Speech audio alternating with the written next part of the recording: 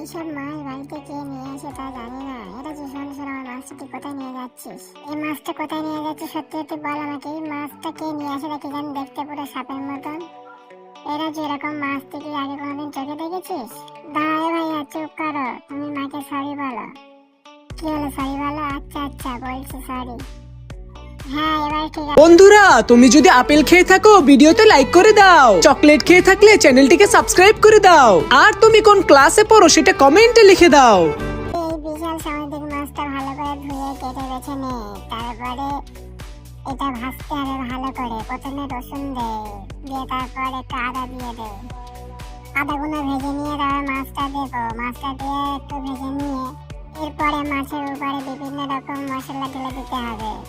তারপরে এই মাছটা ভালো করে আগুনে রান্না করলে পুরো রেসিপি হয়ে যাবে। কই রে তোরা, তাড়াতাড়ি আয়, রান্না হয়ে গেছে। খেয়ে দেখ কিরকম লাগে। তুমি আরে মা, তুমি আগে খেয়ে দেখো কিরকম হয়েছে। না রাজু, তুই আগে খা। না, এসো আমরা তিনজনে একসাথেই খাই।